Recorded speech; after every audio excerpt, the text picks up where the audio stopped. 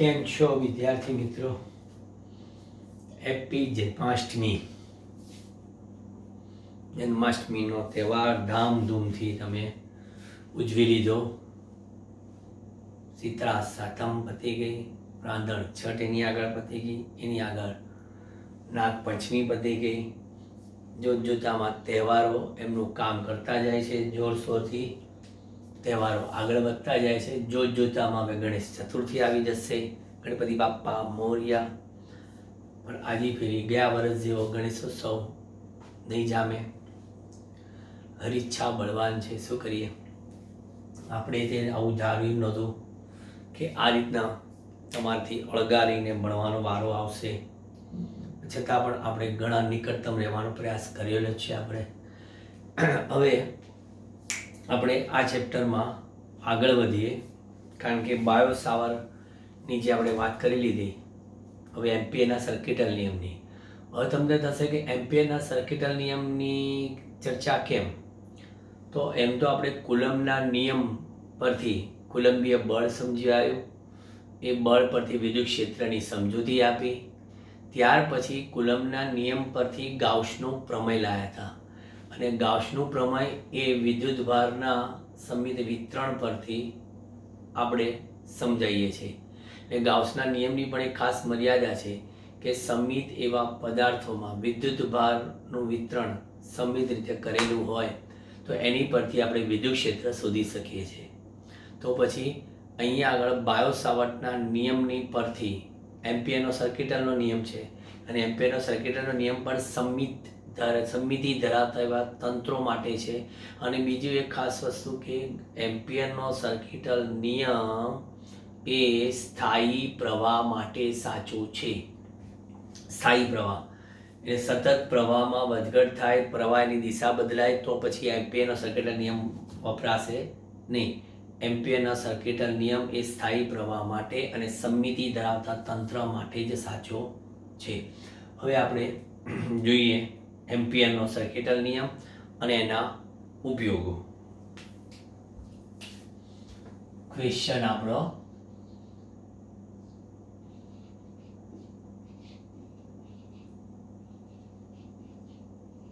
એમ્પિયરનો circuital નિયમ.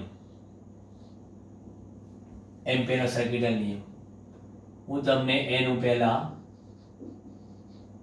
વિધાન આપીશ, અને વિધાન કેવું હશે? સૂત્રાત્મક. પછી તમે એનું વિધાન આપજો. એમ્પિયરના સર્કિટલ નિયમનું સૂત્રાત્મક વિધાન શું છે? જો હું લખીશ એ પ્રમાણે બોલતા જઈએ. ચુંબકીય ક્ષેત્ર કે ચુંબકીય પ્રેરણનું, ચુંબકીય ક્ષેત્ર કે ચુંબકીય પ્રેરણનું બંધ વક્ર માર્ગ પરનું રેખા સંકલન. ચુંબકીય પ્રેરણનું બંધ વક્ર માર્ગ પરનું રેખા સંકલન એ શું? તો કહે છે કે શૂન્યાવકાશની પારગમ્યતા એટલે કે પરમિએબિલિટી અને તે બંધ વક્ર માર્ગ વડે ઘેરાતા વિદ્યુત પ્રવાહોના બૈજિક સરવાળાના ગુણાકાર બરોબર હોય છે. ફરી બોલું છું.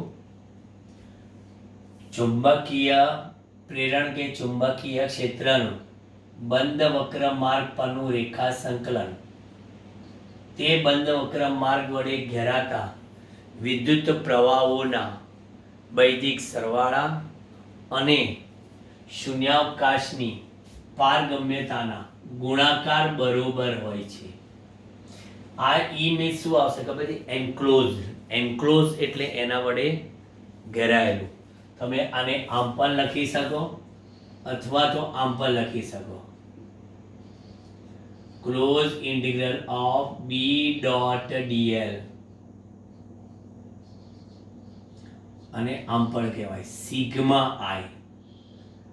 કારણ કે પ્રવાહ પોઝિટિવ પણ લેવાય, નેગેટિવ પણ લેવાય. ધારો કે કોઈ એક દિશામાં પ્રવાહ વહેતો હોય તો તમે એ પોઝિટિવ ગણ્યો, માની લો કે, તો પછી બીજી દિશામાંનો પ્રવાહ કયો લેવાનો? નેગેટિવ. સેમ પેલા ગાઉસના પ્રમેયમાં શું હતું કે વિદ્યુત ક્ષેત્રનું બંધ પૃષ્ઠ પરનું પૃષ્ઠ સંકલન તે પૃષ્ઠ વડે ઘેરાતા કુલ વિદ્યુત ભાર, અને વિદ્યુત ભારોમાં બૈજિક સરવાળો લેતા હતા, ધન ઋણ સાથેનો સિગ્મા ક્યુ, અને મ્યુઝિયન જગ્યા પર શૂન્યાવકાશના પરાવૈદ્યુતાંક એપ્સિલોન 0 ના ગુણોત્તર બરોબર હોય છે. એટલે કમ્પેરિઝન એ રીતના છે કે ભાઈ કુલમ્બના નિયમ પરથી ગાઉસનું પ્રમેય, એમ બાયોસાવર્ટના નિયમ પરથી એમ્પિયરનો સર્કિટલ નિયમ આપણે સમજાવીએ છીએ. હવે માની લો કે મારી પાસે આ બધા પ્રવાહધારિત તાર છે. માની લો કે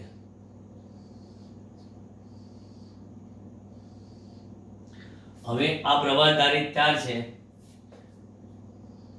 બરાબર. એમાં મેં બંધ વક્ર માર્ગ આ વિચાર્યો આ રીતના, ડીએલ ડીએલ ડીએલ ડીએલ બધા નાના નાના સદીશો. હવે આ પ્રવાહ આમે હોય, આમે હોય, આમે હોય, આમ આમ આમ આમ આમ. માની લો કે એ પ્રવાહ કહું I1, આ I2, આ I3, આ I4, આ I5, આ I6, આ I7, આ I8. આ બધાનો સિગ્મા લેવાનો છે, બરાબર. હવે મેં આ સદીશો બતાવ્યા, બરાબર. તો આ જે સદીશોનો જે વક્ર દોર્યો ને એને આપણે શું કહીએ છીએ ખબર છે? એમ્પિરિયન લૂપ. જેમ પેલા ગાઉસમાં હતું ગાઉસિયન પૃષ્ઠ, વિદ્યુત ભારોને ઘેરતા પૃષ્ઠને ગાઉસિયન પૃષ્ઠ કહેવાય, એમ અહીંયા વિદ્યુત પ્રવાહોને ઘેરતા વક્રને એમ્પિરિયન લૂપ કહેવાય. ફરી કહી દઉં, વિદ્યુત ભારોને ઘેરતા પૃષ્ઠને તમે ગાઉસિયન પૃષ્ઠ કીધું હતું, એમ અહીંયા આગળ વિદ્યુત પ્રવાહોને ઘેરતા વક્રને, પૃષ્ઠને, વક્રને એમ્પિરિયન લૂપ કહેવામાં આવે છે.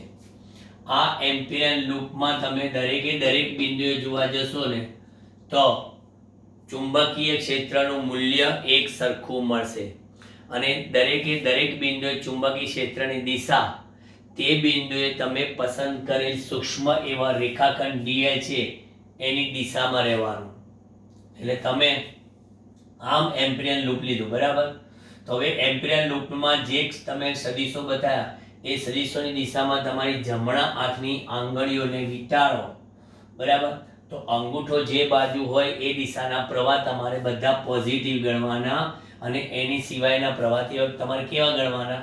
નેગેટિવ ગણવાના, બરાબર. હવે આમ બતાવ્યું છે તો I1 તમારો કેવો આવશે? તો કે I1 તમારો પોઝિટિવ આવશે, I2 negative, I3 negative, I4 positive, I5 positive, I6 negative, I7 negative અને I8 પોઝિટિવ. હવે આ બધા જ તમે જે પ્રવાહ લીધા એ બધાનું તમારે કરવાનું સિગ્મા આઈ, અને એનો મ્યુચ્યુઅલ જોડે ગુણાકાર કરવાનો.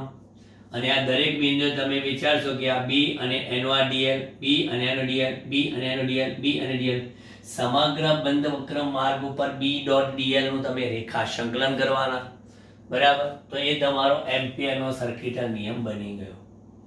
આમાં પણ એક ફિક્સ જ વસ્તુ છે કે બી અને ડીએલ એક જ દિશામાં આવશે, એટલે એમ્પિયરનો સર્કિટલ નિયમ તમારે ટૂંકમાં લખવો હોય ને તો બી બહાર આવી જશે, ક્લોઝ ઇન્ટિગ્રલ, અને ડીએલ આ લખાઈ જશે, અને મ્યુ 0 અને આ આઈ એન ક્લોઝ આ ફિક્સ જ રહેવાનું એમ્પિયરના સર્કિટલ નિયમમાં. જે તમે એમ્પિરિયન લૂપ લો છો, જે એમ્પિરિયન લૂપ, હવે એ એમ્પિરિયન લૂપ જો વર્તુળાકાર હશે તો પરિઘ લેવાના, લંબચોરસ હશે તો પરિમિતિ લેવાના, સિમ્પલ રેખા હશે તો સીધી લંબાઈ લખવાના, બરાબર. તમે જો સીધી સુરેખા હશે તો b ઇન્ટુ કેપિટલ L પણ લખી શકો. એટલે એ કેપિટલ L એટલે કોઈ લંબાઈ નહીં, તમારા વક્ર માર્ગમાં એ છે વર્તુળ બને છે તો પરિઘ આવશે, બરાબર. લંબચોરસ બનશે તો એની શું આવશે? લંબચોરસની પરિમિતિ આવશે 2 ગુણ્યા લંબાઈ વત્તા પહોળાઈ. અને આઈ એ તમે જેટલા પણ પ્રવાહ હોય, એક જ પ્રવાહ હોય તો કોઈ પ્રશ્ન નથી, પણ જાજા પ્રવાહ હોય તો એના માટે તમારે વિચારવું પડે. આ જો તમારો એમ્પિયરનો સર્કિટલ નિયમ અને એનું વિધાન. હવે એમ્પિયરના સર્કિટલ નિયમના ઉપયોગોની જોરશોરથી આપણે ચર્ચા કરીએ. કેટલા ઉપયોગ છે? 3. અતિ લાંબા એવા સુરેખ તાર માટેનો, પણ આ તાર આપણે કેવો લઈશું? બાયો સાવટમાં લીધો તો એવો નહીં, બાયો સાવટમાં લીધો એવો નહીં. આ તાર આપણે કેબલ લઈશું, કેબલ જે એ ત્રિજ્યાનો છે. એટલે કેબલની અંદર પણ આપણે ચુંબકીય ક્ષેત્ર શોધીશું, કેબલની સપાટી પર ચુંબકીય ક્ષેત્ર શોધીશું, અને કેબલની બહાર ચુંબકીય ક્ષેત્ર શોધીશું. બાકી તાર હોય તો તારથી વાય જેટલા લંબ અંતરે ચુંબકીય ક્ષેત્ર આપણે લીધેલું μ0I/2πy, એટલે અહીંયા કેબલનો કિસ્સો. પછી બીજું લઈશું સોલેનોઇડ, એ પણ અતિ લાંબુ સોલેનોઇડ. એનો જવાબ અને બાયો સવાલમાં જવાબ જે લાવ્યા એવો જ આવશે. પછી સોલેનોઇડ પછી કંઈ વધારાની એક વાત છે, ટોરોઇડ. ટોરોઇડ એટલે કે સોલેનોઇડના 2 છેડા જોડતા બનતી રચના. સોલેનોઇડના 2 છેડા જોડી દો એટલે એની રચના શું થઈ ગઈ? ટોરોઇડ કઈ થઈ ગઈ. ટોરોઇડનો જે આકાર છે ને એ એકચ્યુઅલી કેવો છે ખબર છે? મેંદુવડા જેવો છે. ટોરોઇડનો shape medu vada, South Indian dishes. Reference બુકમાં પણ એ લોકોએ આવું જ ઉદાહરણ આપ્યું હતું ઇંગ્લિશમાં, કે toroid shape is just like A south Indian dish, medu vada, MENDUWADA વડા. અથવા હવા ભરેલા રબરના ટાયરની ટ્યુબ જેવું, હવા ભરેલા રબરના ટાયરની ટ્યુબ જેવી હોય ને એવો શેપ હોય છે. કોનો? ટોરોઇડનો. ટોરોઇડ એ બહુ જ અગત્યની વસ્તુ છે, અગત્યની રચના છે, બરાબર. કારણ કે ભવિષ્યમાં ઉર્જાના અખૂટ સ્ત્રોત તરીકે આ ટોરોઇડનો ઉપયોગ થાય છે. કારણ કે જાપાનમાં ટોકોમેક નામની એક ડિવાઇસ આવે છે, એમાં પ્લાઝમાના કન્ફાઇનમેન્ટ માટે ટોરોઇડનો ઉપયોગ કરવામાં આવેલો છે, બરાબર. એટલે મેગ્નેટિઝમમાં એ ઇમ્પોર્ટન્ટ ઇલસ્ટ્રેશન છે. પણ એનું પણ પરિણામ કેવું આવશે? જસ્ટ લાઇક એ સોલેનોઇડ, બરાબર. એટલે હવે આપણે ઉપયોગોમાં પહેલો ઉપયોગ જોઈએ.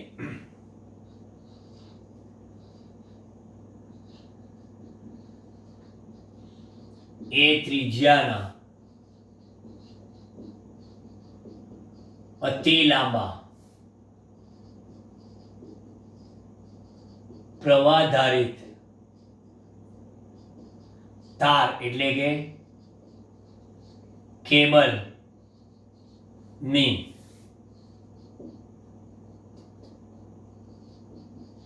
બહાર તેમજ અંદરના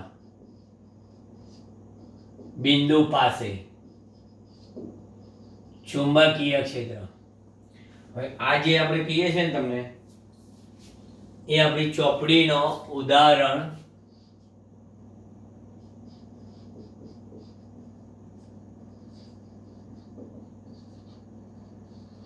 એટલે આ એક કાંકરે 2 પક્ષી મરે છે. કારણ કે એમ્પિયરના સર્કિટના નિયમના ઉપયોગો સમજાવવા હોય તો એ લોકોએ સીધું શું આપી દીધું? ચોપડીનું ઉદાહરણ 4.8. ઉદાહરણ 4.8 આમાં તમારે ક્લિયર થઈ જશે. હવે અતિ લાંબા માટે આપણે શું કહીએ છીએ? આ કેબલ અતિ લાંબો,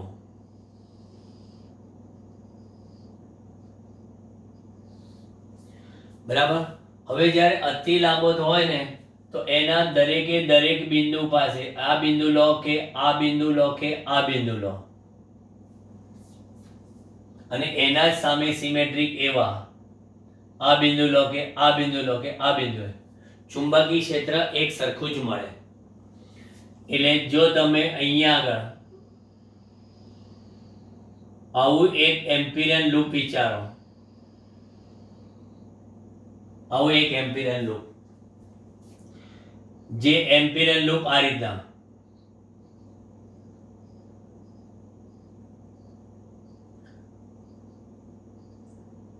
આ લૂપના દરેકે દરેક બિંદુએ તમને ચુંબકીય ક્ષેત્ર કેવું મળશે? એક સરખું. એટલે આમ જોવા જાઓ તો સપોઝ આ ક્યુ બિંદુ હોય, આ પી બિંદુ હોય અને આ આર બિંદુ હોય, તો પી ક્યુ આર એવા દરેક બિંદુએ પણ ચુંબકીય ક્ષેત્ર સરખું, અને આ જે તમે આર ત્રિજ્યાનું એમ્પિરિયલ લૂપ લીધું હતું, બરાબર, એ લૂપના પણ દરેક બિંદુએ ચુંબકીય ક્ષેત્રનું મૂલ્ય એક સરખું જ મળે. એટલે સમમિત ધરાવતું તંત્ર બની ગયું, અને એમાં વહેતો જે પ્રવાહ છે એ પ્રવાહ આપણે લઈએ છીએ સ્થાયી પ્રવાહ, બરાબર. આ પ્રવાહ સ્થાયી પ્રવાહ. અને આ જે કેબલ વિચારેલો છે એ કેબલ એની ત્રિજ્યા કેટલી છે? a. અને અત્યારે મેં અહીંયા આગળ ક્યુ બિંદુની વાત કરીએ છીએ. ક્યુ બિંદુ એ r is greater than a પાસે છે, બરાબર. એટલે કે કેબલની બહારના બિંદુની વાત થઈ ગઈ, બરાબર. તો હવે એમ્પિયરનો સર્કિટલ નિયમ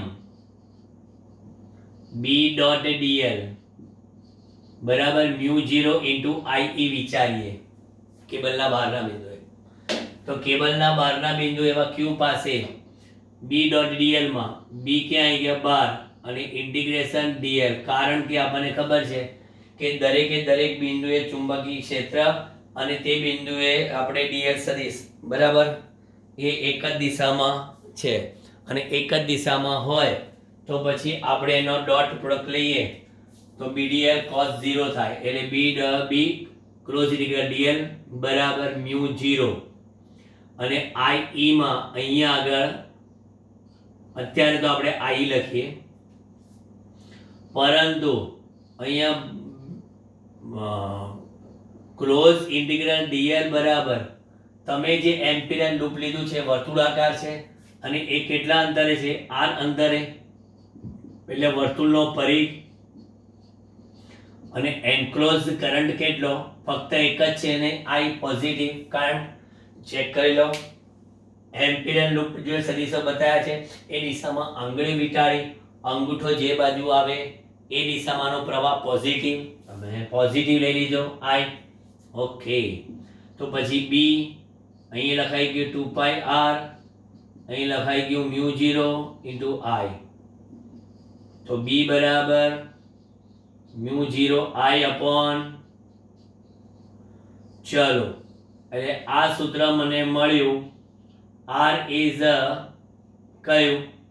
greater than n equal to a પાસે, બરાબર. Greater than n equal to a પાસે. ઓ હતો અતિ લાંબા સુરેખ પ્રવાહ ધારિત તારથી r કે y જેટલા લંબ અંતરે આવેલા બિંદુએ ચુંબકીય ક્ષેત્રનું સૂત્ર બાયો સાવર્ટથી લાયા હતા એના જેવું જ આવ્યું. પણ હવે આપણે કંઈક જુદું કરીએ. કહે છે કે સાહેબ હવે આ લઈ લો. ઓ આ બીજો નાનો એમ્પિરિયલ લૂપ કે જે ક્યાં લખ્યું? હવે q ડેશ લો એ, પરંતુ એ એટલા આડછેદમાંથી વહેતો પ્રવાહ અલગ આવે, અને એ પ્રવાહને હું I ડેશ કહીશ. અંદર જે મેં આડછેદ લીધો ને, બરાબર, r ત્રિજ્યા, બરાબર, એનો નાનકડો આડછેદ કયો? પાઈ r સ્ક્વેર. નો ડાઉટ બંને આર સંકેત રાખો છો, એટલે મેં એટલે રેડ પેનથી બતાવ્યું. એટલે અહીંયા હવે હું લખીશ q ડેશ બિંદુ a, એટલે કે r is less than a પાસે, બરાબર, પાસે ચુંબકીય ક્ષેત્ર શોધતા, બરાબર. q બિંદુ એટલે કે r is greater than a પાસે અહીંયા તે લખીએ ચુંબકીય ક્ષેત્ર, અહીંયા તે ચુંબકીય ક્ષેત્ર. તો એના માટે ક્લોઝ ઇન્ટિગ્રલ અત્રે ક્લોઝ ઇન્ટિગ્રલ dl કેટલું થશે? એ પણ 2πr જ, કે આપણે r અંતર જ વિચારીએ છીએ, એ 2πr અને એનો i કેટલો ક્લોઝ, તો કે i ડેશ, તો તમે લખવાના b 2πr બરાબર μ0 i ડેશ, એટલે b બરાબર તમે લખશો μ0 i ડેશ. એટલે ઘણા કે જવો સાહેબ આ તો એનું એ જ લાયા, ના, આ i ડેશ એ કેબલના અંદરના આડછેદમાંથી વહેતો પ્રવાહ, કારણ કે આપણે પ્રવાહ ઘનતા નામની ભૌતિક રાશિ વ્યાખ્યાયિત કરી હતી કે પ્રવાહ ઘનતા એટલે કોઈ પણ બિંદુ પાસે પ્રવાહ ઘનતા એટલે તે બિંદુ પાસે પ્રવાહની દિશાને લંબ એવા એકમ આડછેદમાંથી લંબ રૂપે પસાર થતો વીજ પ્રવાહ એટલે તે બિંદુ પાસેની પ્રવાહ ઘનતા, થર્ડ ચેપ્ટર, બરાબર. એટલે કહીશું કે અહીં એટલે કે અત્રે આડછેદ કયો, કે આખા કેબલનો આડછેદ અત્રે પાઈ a સ્ક્વેર માંથી પસાર થતો પ્રવાહ કેટલો i તમે ધાર્યો છે, તો માટે તમે પસંદ કરેલો નાનકડો અંદરનો આડછેદ પાઈ r સ્ક્વેર માંથી પસાર થતો પ્રવાહ i ડેશ બરાબર કેટલો? ઓકે, તો i ડેશ બરાબર પાઈ r square i upon pi a square થાય, પાઈ પાઈ કેન્સલ એટલે i r square upon a square થાય. ચાલો, સરસ કામ થઈ ગયું આપણું. એટલે b બરાબર μ0 અપોન 2 પાઈ r અને i ડેશ ની જગ્યા પર શું લખશો? ir square upon a square. એટલે મને મળશે b બરાબર કેટલા? μ0 i upon 2 pi a square into r. આવું થાય.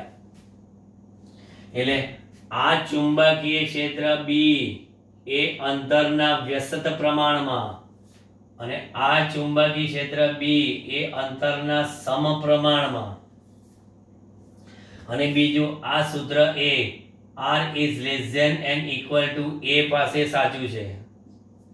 આ r is greater than and equal to a, જો અહીંયા equal to a મૂકો તો μ0 i upon 2 pi a, અહીંયા equal to a મૂકો તો μ0 i upon 2 pi a.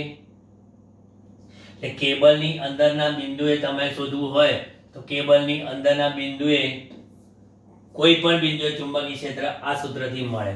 એટલે આફ્ટર ઓલ જો તમે આકૃતિ દોરવા જશો તો તમારે આકૃતિ અહીંયાથી આમ આમ જઈને પછી આમ આવશે,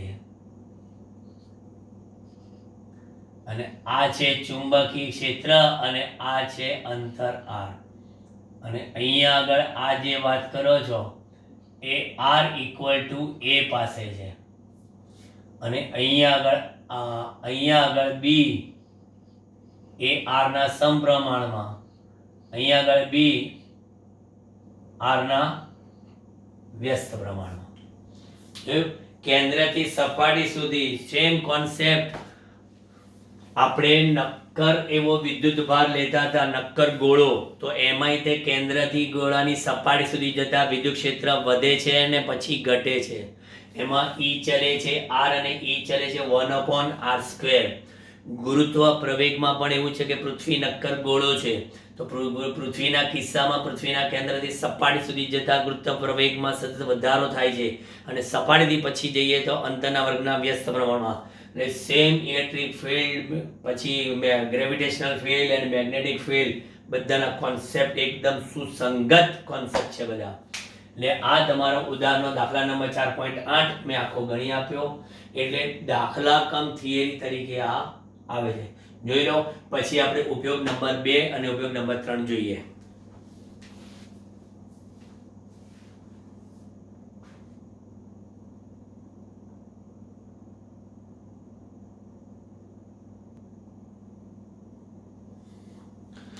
ઉપયોગ નંબર 2. એમ્પિયરનો સર્કિટલના નિયમનો ઉપયોગ નંબર 2 લાંબા સોલેનોઇડની અક્ષ પરના કોઈ પણ બિંદુએ ચુંબકીય ક્ષેત્ર મેળવવું છે આપણે. સોલેનોઇડનો હું તમને એક આડછેદ બતાવી દઉં.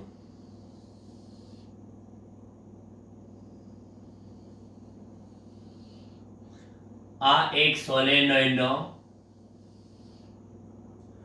પુસ્તકના પાનને લંબ એવો આડછેદ બતાવીએ આપણે.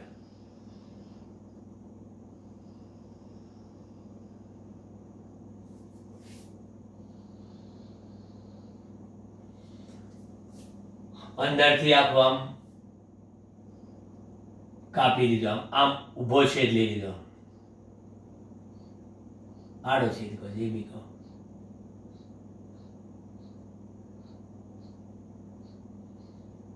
આ સોલેનોઇડમાં વીંટાળેલા તાર, પણ આપણે તારમાંથી વહેતો જે પ્રવાહ છે એ મુજબ આપણે ચોકડીને પ્લસ બતાવીએ.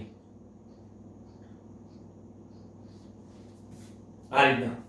એટલે ચુંબકીય ક્ષેત્ર બધું ક્યાં આવે?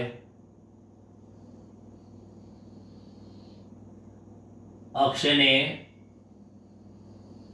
સમાંતર. કારણ કે સોલેનોઇડની અંદર ચુંબકીય ક્ષેત્ર કેવું હોય છે? સમાન ચુંબકીય ક્ષેત્ર હોય છે. સોલેનોઇડની અંદરના વિસ્તારમાં ચુંબકીય ક્ષેત્ર સમાન, સોલેનોઇડની બહારના વિસ્તારમાં ચુંબકીય ક્ષેત્ર આપણે વિચારતા નથી, એટલે હોતું નથી. અંદર આ બધી ચુંબકીય ક્ષેત્રની ક્ષેત્ર રેખાઓ હું બતાવું છું. બધી ક્ષેત્ર રેખાઓ પરસ્પર સમાંતર અને એકબીજાથી સમાન અંતરે.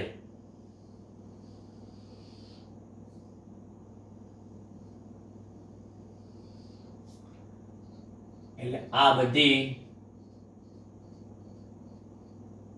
ચુંબકીય ક્ષેત્ર થઈ ગયું. એ લખવા માટે આપણે અહીંયા આગળ આમ બતાવીએ બી. બરાબર. હવે આમ પ્રવાહ છે એટલે અહીંથી બધો પ્રવાહ બહાર આવે છે એટલે આપણે અહીંયા ટપકું. બરાબર. આ તારમાંથી એવી રીતે પ્રવાહ નીકળે છે કે જે બહાર તરફનો છે, અને આ કેવો છે? અંદર તરફ જતો પ્રવાહ છે. આ અંદર તરફ જતો પ્રવાહ. ઓકે. હવે આ તો મેં તમને અતિ લાંબુ સોલેનોઇડનો એકમાત્ર શું બતાવી દીધો છે મેં? ભાગ. અતિ લાંબા સોલેનોઇડનો એક આમ કટ કરી દીધો છે, આડછેદ.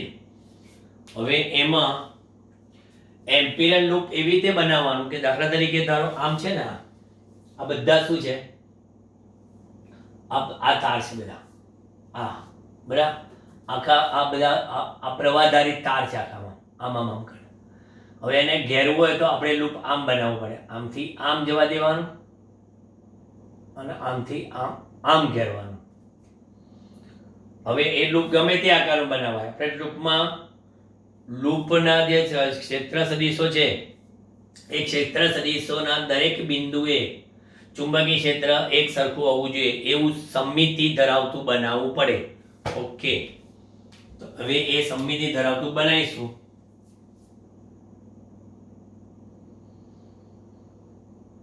તો આવરી લો.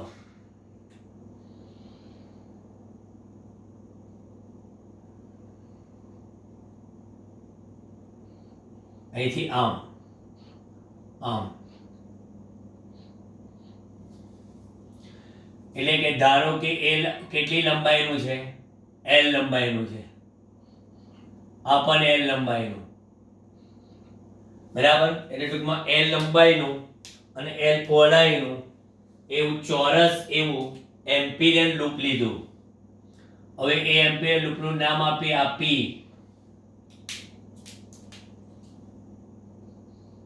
P Q R S. બરાબર. PQRS એમ્પિરિયન લૂપને ધ્યાનમાં લેતા PQRS એમ્પિરિયન લૂપને ધ્યાનમાં લેતા. હવે એને ધ્યાનમાં લેશો તો close integral of B dot dl મારે પહેલા કરવું છે. તો સ્ટાર્ટ કરો. પહેલા ક્યાંથી ગયા? તો કે સાહેબ પહેલા P થી Q જાઓ અને એનું B ડોટ dl લો. બરાબર. પછી અહીંયા ક્લોઝ ના રાખતા, ક્લોઝ લીધો. હવે આખું કમ્પ્લીટ ક્લોઝ કરી દે. P થી સ્ટાર્ટ કરી P એ પૂરું કરીશ. હવે અહીંયા Q થી સ્ટાર્ટ કરો, R એ પૂરું કરો, વત્તા પછી અહીંયા R થી સ્ટાર્ટ કરો, S એ પૂરું કરો, વત્તા S થી સ્ટાર્ટ કરો, P એ પૂરું કરો. બસ આ રીતના ક્લિયર કટ. પરંતુ આ પહેલું P થી Q B ડોટ dl બરાબર 0. કારણ કે P થી Q નો જે છે લંબાઈ L એ તો ક્યાં છે? સોલેનોઇડની બહાર છે. કારણ કે B બરાબર 0. ઓકે. પછી B ડોટ dl કયું? Q થી R એ પણ 0. કારણ કે B અને dl બંને પરસ્પર કેવા? લંબ. સેમ એ જ રીતે S થી P B ડોટ dl બરાબર 0. કારણ એ પણ બંને પરસ્પર કેવા? લંબ. તો તમને અહીંયા આગળ આપ્યા પૈકી એવા આ 1, આ 2 અને આ 3 આની કિંમતે 0 મળી, આની કિંમતે 0 મળી, આની કિંમતે 0 મળી. પરંતુ તમને B ડોટ dl કયા વાળા? R થી S એ તમને મળ્યા B અને ઇન્ટિગ્રેશન ઓફ dl R થી S એટલે સીધો જ જવાબ આવ્યો તમારે એનો કયો? BL જવાબ આવી ગયો. બરાબર. B into L. ઓકે. તો હવે આ L લંબાઈમાં વીંટાળેલ તારમાંથી વહેતો પ્રવાહ I કેટલો? તો કહે છે કે એકમ લંબાઈ દીઠ આંટાની સંખ્યા n હોય તો L લંબાઈમાં આંટા કેટલા થાય? NL. બરાબર. એટલે તમારે એમાંથી વહેતો પ્રવાહ IE બરાબર એ કેટલો આવશે? NLI આવશે. બરાબર. એમાંથી એકમ લંબાઈ દીઠ n આંટા બરાબર. તો L લંબાઈમાં મળતો પ્રવાહ કેટલો? NLI. બરાબર. આ આપણું આ થઈ ગયું એકમ લંબાઈ દીઠ, જ્યાં n બરાબર એકમ લંબાઈ દીઠ આંટાની સંખ્યા. એટલે એકમ એનો 1 મીટર ઇન્ટુ એમ્પિયર. તો પછી માટે બાયો સાવર્ટનો નિયમ B બી ડોટ ડીએલ બરાબર મ્યુ 0 આઈ માં કિંમત મૂકો. બી ડોટ ડીએલ ની કિંમત આપણે કેટલી લાવ્યા અંતે આ બધામાં મૂકી દઈએ તો બીએલ અને આ mu 0 N L I I ની કિંમત મૂકી એલ એલ કેન્સલ તો બી બરાબર મ્યુ 0 આઈ એન કે મ્યુ 0 એન આઈ જે કહો છો. અતિ લાંબા સોલેનોઇડમાં મેં તમને આ જ વસ્તુ આપી હતી, યાદ કરો દિમાગને, કે અતિ લાંબા સોલેનોઇડ માટે તો આપણે એમ્પિયર એના સર્કિટલ નિયમથી પણ તમને એ જ પરિણામ લાવીને બેઠો. બરાબર. અહીંયા આગળ આ લખ્યા પછી એક સ્ટેપ લખવું હોય તો લખી શકાય તમારે કે માટે close integral of B dot DL બરાબર 0 0 bl 0 એટલે કેટલો આયા bl. એટલે આપણે અહીંયા આગળ એક કિંમત મૂકી દીધી અને આ સમજી લો કે એકમ લંબાઈ દીઠ આંટા n હોય તો l લંબાઈમાં આંટા કેટલા થાય nl થાય. બરાબર. તો nl આંટા થાય તો એમાંથી વહેતો પ્રવાહ કેટલો થાય તો nli એટલે કે એ તમારો એન્ક્લોઝડ કરંટ મળ્યો અને એ એન્ક્લોઝ કરંટ અહીંયા મૂકી દીધો એટલે આ તમારું કામ પતી ગયું. બરાબર. હવે એનો છેલ્લો ઉપયોગ છે કયો ટોરોઇડ. બરાબર. આ જોઈ લો પછી આપણે ટોરોઇડની આકૃતિ અલગ દોરીને સમજાવીએ. ઓકે.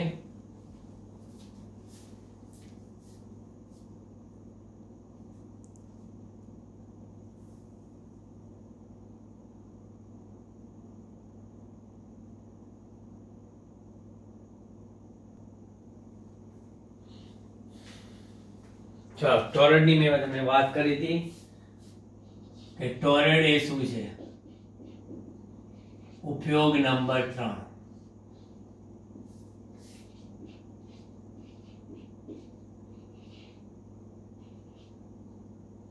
ટોરોઇડ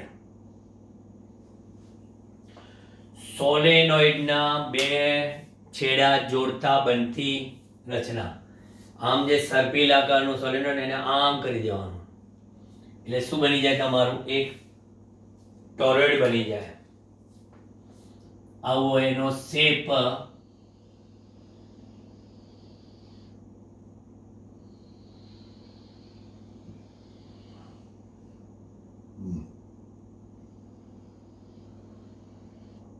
હવા ભરેલા ટાયરના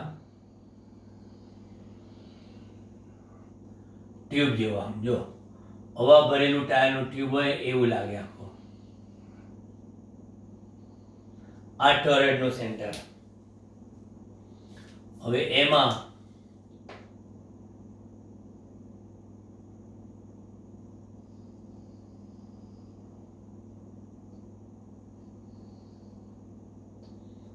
આ રીતના ગૂંચળું વીંટાળેલું હોય છે.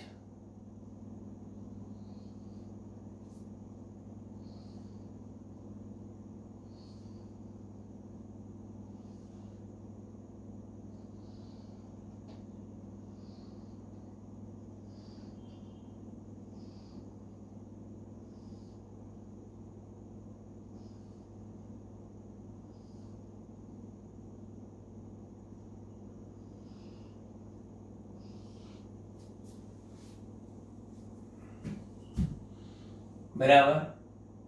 અહીંયા સપોઝ આપણે પ્રવાહ બતાવી દઈએ આમ બહાર જતો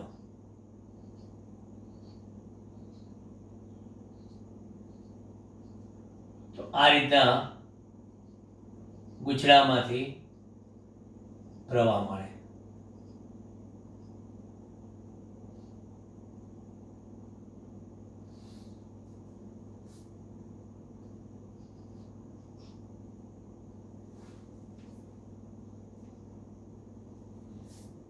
આપણે આ બરાબર બતાવ્યું.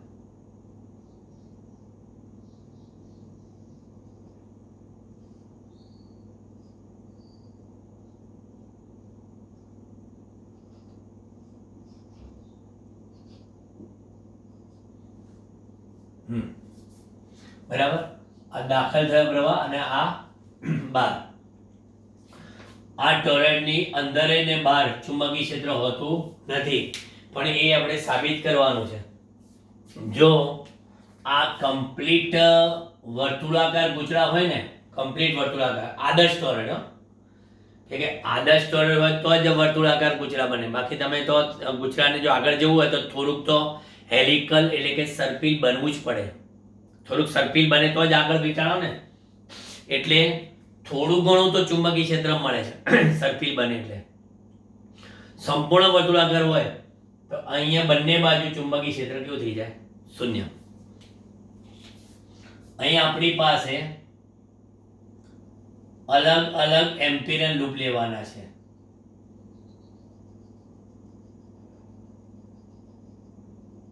એક આ,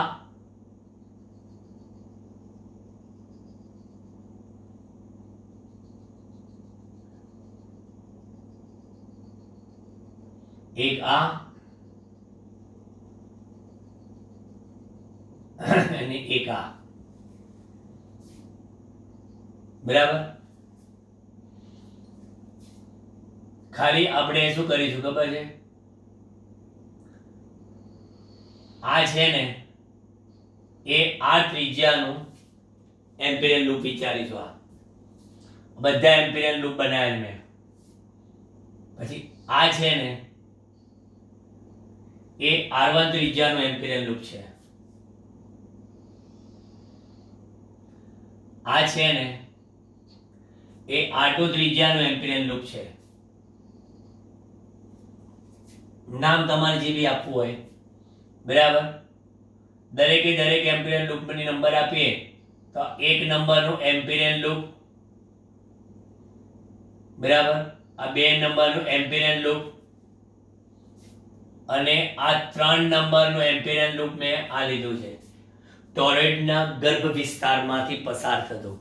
ટોરેડના ગર્ભ વિસ્તારમાંથી પસાર થતું. બરાબર. 3 એમ્પિરિયલ લૂપ લીધેલા છે. એમ્પિયરનો સર્કિટલ નિયમ ફરી લખીએ છીએ. B ડોટ dl બરાબર μ0 ઇન્ટુ એન્ક્લોઝડ કરંટ. અહીં એન્ક્લોઝ કરંટ આપણો I છે, પણ n આંટાવાળા ગૂંચળા માટે એન્ક્લોઝડ કરંટ કયો આવશે? n આંટાવાળા ગૂંચળા માટે એન્ક્લોઝડ કરંટ ni આવશે. એટલે કે એક આંટો હોય તો I હોય, પણ n આંટા હોય તો ni હોય. ઓકે. સ્ટેપ બાય સ્ટેપ તમે દરેક એમ્પિરિયલ લૂપને ધ્યાનમાં લેજો.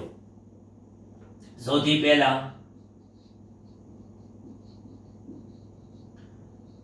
એમ્પિરિયલ લૂપ 1 ને ધ્યાનમાં લેતા, એમ્પિરિયલ લૂપ 1 ને ધ્યાનમાં લેતા, બરાબર. એટલે અહીંયા આગળ b1 into close integral of dl બરાબર μ0, અને એ એમ્પિરિયલ લૂપ વડે ઘેરાતો પ્રવાહ કેટલો આવશે? બોલો. અહીં ક્લોઝ ઇન્ટિગ્રલ dl બરાબર તો 2π r1 લખશો, r1 ત્રિજ્યા માટે, બરાબર. પરંતુ એન્ક્લોઝ કરંટ બરાબર 0, તો માટે b1 ઇન્ટુ 2π r1 લખશો બરાબર μ0 ઇન્ટુ 0 લખશો. તો પછી એનો અર્થ એવો થયો કે ત્યાં કોઈ ચુંબકીય ક્ષેત્ર મળતો નથી. એટલે ટોરેડની અંદરના વિસ્તારમાં નો મેગ્નેટિક ફિલ્ડ. આપણી પાઠ્યપુસ્તકમાં શું કર્યું છે ખબર છે? અહીંયા આગળ ચોકડીને ઉપર ટપકા ટપકા કરીને આડછેદ વાળી આકૃતિ દોરી છે. આ તમને ટોરેડ મગજમાં ફિટ બેસે કે આખું રેડ કલરનું જે બનાવ્યું છે એની ઉપર બ્લુ કલરના મેં શું બતાવ્યા છે? તાર વીંટાળીને બનાવેલું એક ગૂંચળું. સર્પિલ એટલે હેલિકલ ટાઈપ અલગ રીતે વીંટાળેલું ગૂંચળું, બરાબર. એ આખું ટોરેડ બની ગયું. ચાલો પછી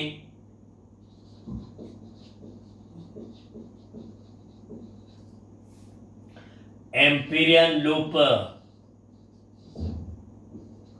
2 ને ધ્યાનમાં લેતા. એમ્પિરિયલ લૂપ ના ડાયરેક્ટ 3 ને લો, 2 ને છેલ્લે લેશું. એ જ તો આપણો મેઇન વસ્તુ છે. મેઇન હીરોની એન્ટ્રી છેલ્લે લાવવાની. એમ્પિયર લૂપ ના બરાબર 2 છે, સોરી મેં એન્ટ્રી એની 3 નંબરની છેલ્લે જ રાખી, 2 ને ધ્યાનમાં લેતા, એમ્પિયર 2 ને ધ્યાનમાં લેતા. ચલો તો એના માટે B2 ક્લોઝ ઇન્ટિગ્રલ dl બરાબર μ0 IE માં બરાબર એમાં ક્લોઝ ઇન્ટિગ્રલ dl કેટલા 2π બરાબર 2π ઇન્ટુ કેટલા R2 અને IE બરાબર 0. કોઈ કે કેમ? કારણ કે એમાં શું છે કે એકમાં પ્રવાહ દાખલ થતો આવે છે ને એકમાં પ્રવાહ બહાર નીકળતો આવે છે. એટલે આપણે જે નિયમ મુજબ જોવા જઈએ કે એક આ બાજુ જતો પ્રવાહ આવે, એક આ બાજુ જતો પ્રવાહ આવે, એટલે બે પ્રવાહોનો બૈરિક સરવાળો. આપણે નહીં કહેતા ધન વિદ્યુતભાર ઋણ વિદ્યુતભાર હોય તો ગાઉસિયન પૃષ્ઠ વડે ઘેરાતો કુલ વિદ્યુતભાર કેવો 0. એમ અહીંયા એમ્પિરિયલ લૂપ વડે ઘેરાતો કુલ વિદ્યુત પ્રવાહ કેવો 0. ઓકે, તો B2 into 2 pi R2 બરાબર μ0 into 0. ઓકે, તો પછી બહારના વિસ્તારમાં પણ ચુંબકીય ક્ષેત્ર મળ્યું નહીં. ચાલો, અને હવે છેલ્લે એમ્પિરિયલ લૂપ 3 ને ધ્યાનમાં લેતા. ચલો ફાઇનલ, હવે આપણો ડેસ્ટિનેશન પર પહોંચ્યા. એમ્પિરિયલ લૂપ 3 ને ધ્યાનમાં લેતા. હવે એના માટે ચુંબકીય ક્ષેત્ર B લઈએ અને close integral of dl μ0 IE. અહીંયા ક્લોઝ ઇન્ટિગ્રલ dl કેટલો કે 2 pi r, કારણ કે ત્યાં r ત્રિજ્યાનું એમ્પિરિયલ લૂપ છે. ઓકે, અને IE કેટલો તો કહે છે કે a ના વડે ઘેરાતો પ્રવાહ બરાબર એક આંટો હોય તો ખાલી I, પણ અહીંયા n આંટા છે એટલે ni, જ્યાં n બરાબર ગૂંચળામાં આંટાઓની કુલ સંખ્યા. ઓકે, તો B into 2 pi r બરાબર μ0 into કેટલા ni. IE ની જગ્યા પર લખાઈ ગયું ni.